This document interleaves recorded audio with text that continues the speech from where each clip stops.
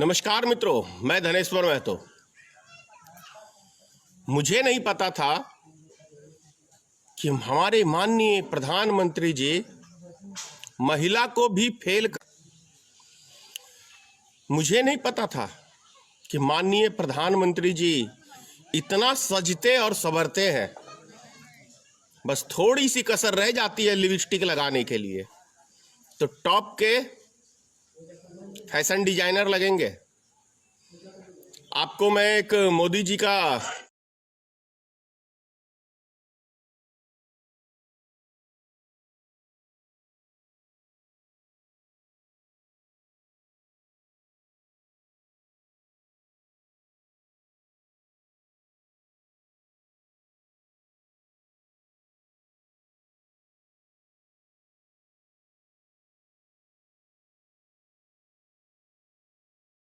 कितना देश की चिंता है माननीय प्रधानमंत्री को, कितना देश की जनता की चिंता है माननीय प्रधानमंत्री को। इस वीडियो से समझने वाले समझ जाएंगे और जिनके पास कुछ है ही नहीं वो कभी समझ सकते ही नहीं। 1000 करोड़ रुपया का पैकेज गरीब मजदूरों के लिए दिया है। किस तरीके से उन मजदूरों को दिया जाएगा? लेकिन गरीब मजदूरों ने तो आपसे मोदी जी पैसा मांगा ही नहीं। उन्होंने तो सिर्फ अपने घर तक के जाने के लिए ट्रेन आपसे मांगी। तो आपने ट्रेन क्यों नहीं उपलब्ध कराई अभी तक? मोदी जी, एक तस्वीर और दिखाता हूं आपका। बुलेट ट्रेन गुजरात से कैसे चलता है और यूपी में आके ही रुकता है और बिहार के बॉर्डर पे कैसे 100 स्मार्ट सिटी बनाने की बात की थी। आपने देश को क्या बनाया है? मैं एक और तस्वीर आपको दिखाता हूं उत्तर प्रदेश की। ये देखिए, बराबर है, जो हकीकत है कि नहीं? बोलो। नहीं, यहाँ पानी भी नहीं मिल रहा है। जब महाराष्ट्र के अंदर अच्छा से अच्छा यहाँ सुविधा था, पानी का सुविधा, खाने का सुविधा, हर चीज सुविधा। यहाँ चला है तो अभी पूरा जाम ही जाम है। गाँव वाले छोड़ भागी गए। खाना पानी कुछ नहीं मिल रहा है। छोटा छोटा बच्चा है आपका, छोटा छोटा बच्चा है सब। जरा मैं दोबारा से दिखा रहा हूं इस तस्वीर को, ये पूरी नहीं है। अब देखिए, 50 किलोमीटर इधर और 50 किलोमीटर इधर, सिर्फ पब्लिक ही कोई पानी भी नहीं पिला रहा है। और ये यूपी में हो रहा है। सिर्फ महाराष्ट्र के अंदर लोगों ने खाना खिलाए, महाराष्ट्र के अंदर जो सेवा करे ये लोगों की, वो किसी ने नहीं किया। यूपी के अंदर इनको पानी नहीं पिला रहे, गांव के गांव खाली करके भाग गए लोग। बराबर है, जो हकीकत है कि नहीं? बोलो। नहीं, यहाँ पानी भी नहीं मिल रहा है। जब महाराष्ट्र के अंदर अच्छा से अच्छा यहाँ सुविधा था, पानी का सुविधा, खाने का सुविधा, हर चीज सुविधा। यहाँ चला है तो अभी पूरा जाम ही जाम है। गाँव वाले छोड़ भागी गए। तो आपने देखा, ये 2 तस्वीरें मैंने दिखाया है आप सबको। ये है न्यू इंडिया का एक शुरुआत। मोदी जी ने जिस न्यू इंडिया का निर्माण किया है, इस न्यू इंडिया में मजदूर 8 घंटे की जगह 12 घंटे मजदूरी करेंगे इस न्यू इंडिया के अंदर। और इसकी शुरुआत गुजरात से हुई है। गुजरात में 12 घंटे काम करने का 8,500 रुपया दिया जाता है। किसी को 8,500, किसी को 10,000, ये वेतन है वहां का 12 घंटे का। और जो मजदूर 12 घंटे काम करने के बाद, यानी सुबह 9 बजे से लेकर रात्रि 9 बजे तक काम करेंगे, माननीय प्रधानमंत्री जी रात्रि 9 बजे अपने रूम पे जाएंगे, यानी डेरा। उसके बाद वो जाके अपने खाने का इंतजाम करेंगे। वो व्यक्ति 10, साढ़े 10 या 11 बज जाएगा उसको खाना बनाते खाते।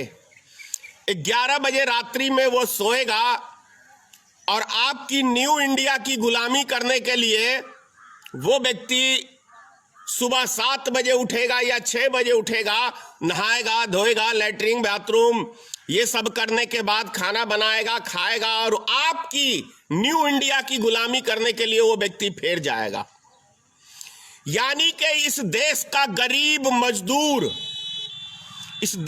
गरीब मजदूर सिर्फ और सिर्फ गुलाम बन के जिंदा रहेगा। ये आपके न्यू इंडिया की शुरुआत है, जिसकी शुरुआत आपने मध्य प्रदेश से, यूपी से, गुजरात से, ये तीनों स्टेट भारतीय जनता पार्टी की सरकार है और तीनों स्टेट के मुख्यमंत्रियों ने यह कानून पास किया और आपने उसमें सहमति दिखाई है, माननीय प्रधानमंत्री जी।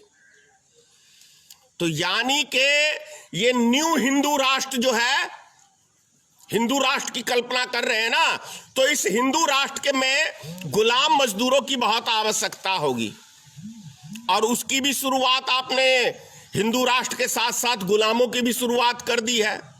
मेरी बातें थोड़ी मिर्ची की तरह लगती हैं, गोबर भक्तों को तो जरूर लगेंगी और फिर से वो मुझे भद्दी भद्दी गालियां देंगे, लेकिन गोबर भक्तों, आज इन मजदूरों की बारी है, हो सकता है कल आपकी भी बारी होगी, इस बात को समझ लेना। ऐसा नहीं है हवा बहता है तो किसी एक व्यक्ति के शरीर में लगता है, बारिश होता है तो किसी एक व्यक्ति के शरीर में लगता है, वो सभी के ऊपर पड़ता है। तो जो इस न्यू इंडिया की शुरुआत नरेंद्र मोदी ने किया है, उसमें आप भी आज फंसो चाहे कल फंसोगे, लेकिन आप भी फंसोगे।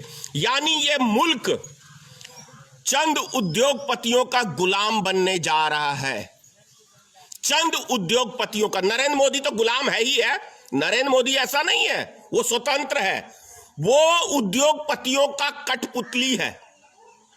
अभी तक तो बहुत सारे प्रधानमंत्री देश में पैदा हुए, वो इतने नहीं हुए जितने के कठपुतली के रूप में श्री नरेंद्र मोदी हुआ है। अभी परसों की बात है, परसों रात्रि में ही 8 बजे ना 20 लाख करोड़ का पैकेज जो देने की बात की है। अब सोच लो, तर्क कर लो, 1000 करोड़ गरीबों के लिए बोला है, सिर्फ 1000 करोड़, सिर्फ 1000 करोड़ रुपया गरीबों के लिए, और बाकी के बाकी सारे जितने भी पैसा है वो अपने मित्र उद्योगपतियों के लिए। लेकिन इसका कोई लेखा जोखा कोई जनता को ये जवाब नहीं दे सकते हैं, ना इनसे पूछने की किसी में हिम्मत है। और कुछ कुदरत ने बनाए हैं ऐसे व्यक्ति जो सीना ठोक के पूछ सकते हैं। मोदी जी, आप ही का भाषण है ना कि देश की जनता का पैसा का एक एक रुपया का हिसाब देना सरकार का जवाबदेही है। तो आपके जो पीएम केयर अकाउंट है, वो पर्सनल अकाउंट जो आपने अलग से खुलाया था, उस पैसे में कितना चंदा, मतलब उस अकाउंट में कितना चंदा आया, ये देश की जनता पूछना चाह रही है कि वो पैसा आया तो आपने उस पैसे को कहां कहां खर्च किया, कौन कौन से मित्रों को, जैसे 68,000 करोड़ रुपया आपने इस लॉक बंदी के अंदर सारे जो बैंकों का घोटाला करके आपके मित्र सब फुर हो गए थे और आपने फुर कर दिया था सबको, उनको माफ करने का जो काम किया। और उसके बाद जो ये आपने खुद कहा कि मैं लाखों आदमियों ने मुझे चंदा दान दिया है, वो चंदे का हिसाब आपका देना एक कर्तव्य बनता है प्रधानमंत्री के रूप में। देश के एक एक नागरिक को जानना ये उसका कर्तव्य है कि आपके पास जो पैसा आया आपने उस पैसे को कहां खर्च किया। आज के लिए इतना ही। जय हिंद, जय भारतीय मित्र पार्टी, सीताराम, मां भगवती। हमारे क्या कहूं, फैशन ये प्रधानमंत्री को थोड़ी सी बुद्धि दे और जनता के ऊपर थोड़ा तरस खाए। इसी जनता ने आपको सत्ता में बिठाया है और यही जनता है कि आपको सत्ता से पटकेगी जल्दी। जय हिंद। प्रधानमंत्री जी 15 तारीख को लोगों से मांगे। हेमंत सोरेन जी ने कहा कि प्रधानमंत्री जी बोलकर देश से माफी मांग लेते हैं। ममता बनर्जी ने जो बात कही, बंगाल के साथ सौतेलेपन का व्यवहार। नीतीश की सरकार जो डबल इंजन की सरकार है, वो कहती है जीएसटी का पैसा नहीं देते हैं। लगभग देश के मुख्यमंत्री रोना रोते हैं कि मुझे जीएसटी का पैसा नहीं है। हेमंत सोरेन जी का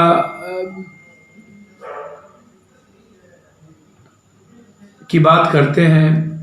फिर एक झूठ उन्होंने आज 20 लाख करोड़ के पैकेज की बात उन्होंने की, बिहार पैकेज की जैसा ही एक और पैकेज की बात उन्होंने की। बिहार में भी पैकेज की बात उन्होंने की थी, याद होगा आप सबको। एक और झूठ याद होगा, झारखंड में भी पैकेज की बात किया था उन्होंने। कश्मीर को याद कीजिए, याद है आप सबको, कोई पैकेज नहीं मिला।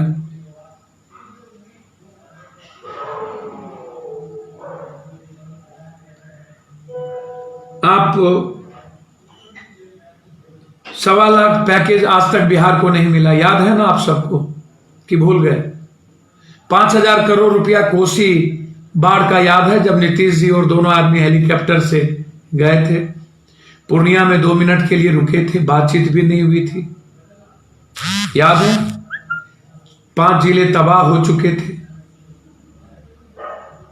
याद है? आरा में 90 लाख, 60 लाख, 70 लाख करोड़ की बातचीत हुई थी। मुझे आश्चर्य होता है,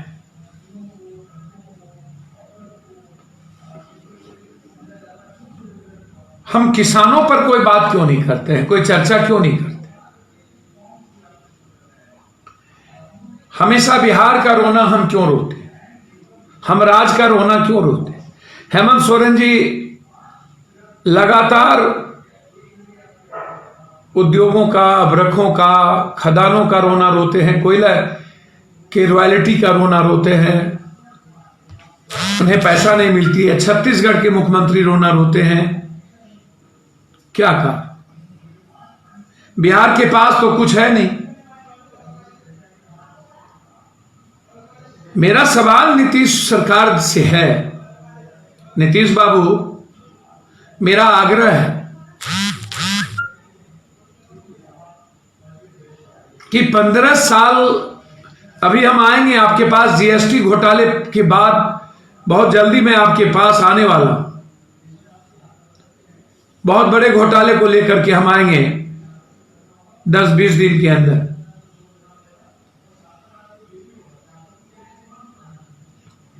कोई विपक्ष की चर्चा छोड़ दीजिए, आज सवाल है कि आपने कहा 7 दिनों में मजदूर प्रवासी को लाइए, 35,000 ट्रेन लगेंगे, दिल्ली से लगभग लगेंगे 1,000 ट्रेन। लगभग हम लोगों ने प्रयास किया है 15 तारीख को 5 जिले ट्रेन जाएंगे लगभग। अभी मैं आपको बता दूं, संजय सिंह हम लोग बैठे थे, सहरसा, भागलपुर, मुजफ्फरपुर, खगड़िया, पूर्णिया, दरभंगा मजदूर स्पेशल ट्रेन, शायद आपको पता भी अभी नहीं होगा।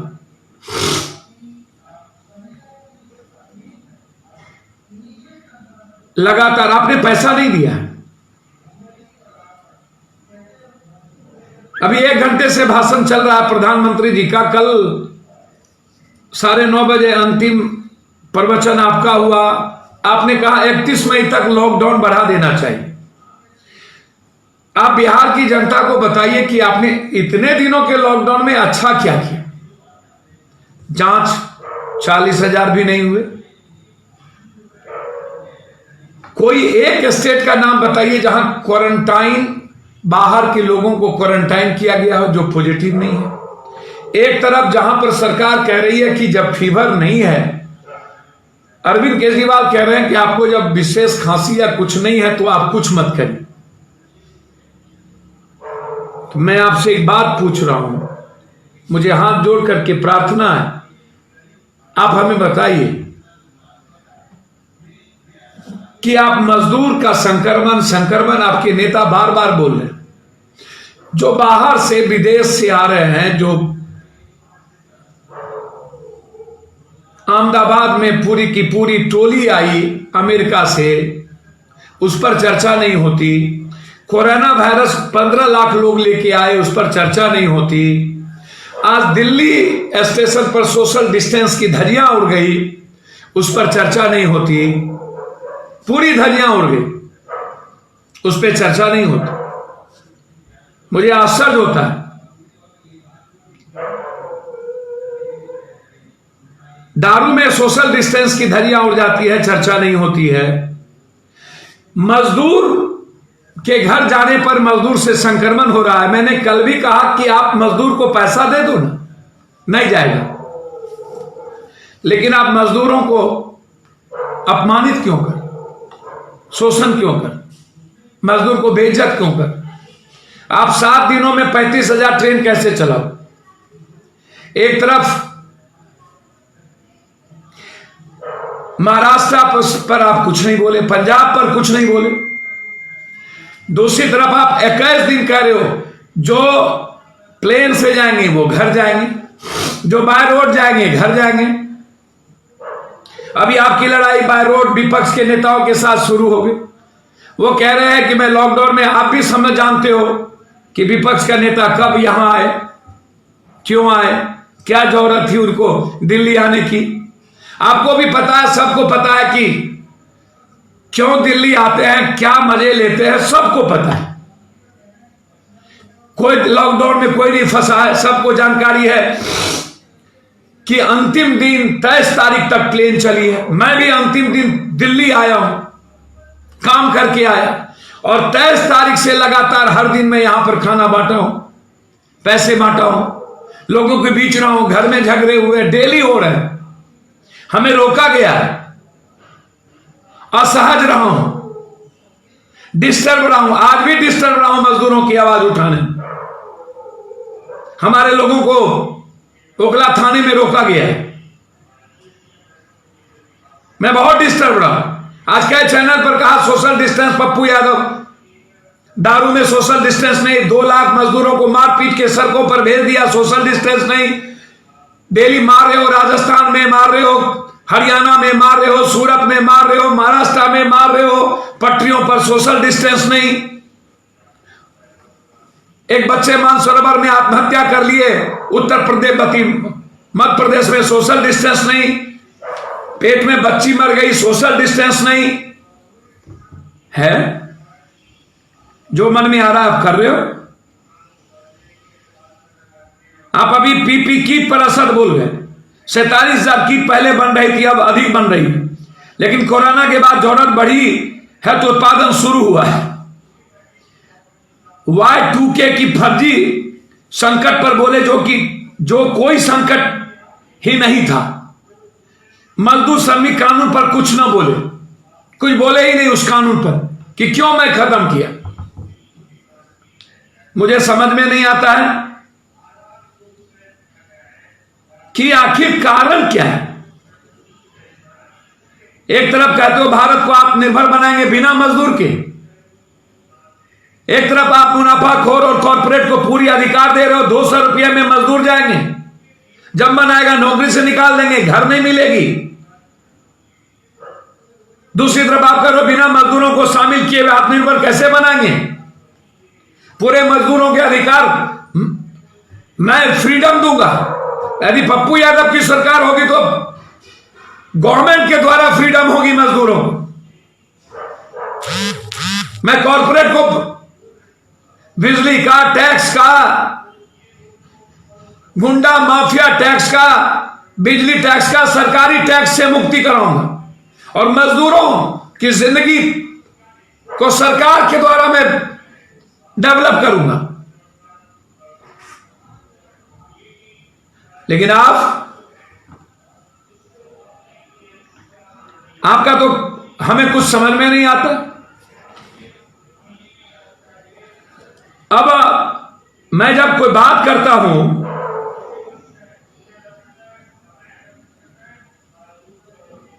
कोई गरीब आदमी क्वारंटाइन से निकल जाए तो लाठीचार्ज हो, वीआईपी आदमी का क्वारंटाइन, ये संस्कृति आप मजदूरों के बीच रखो।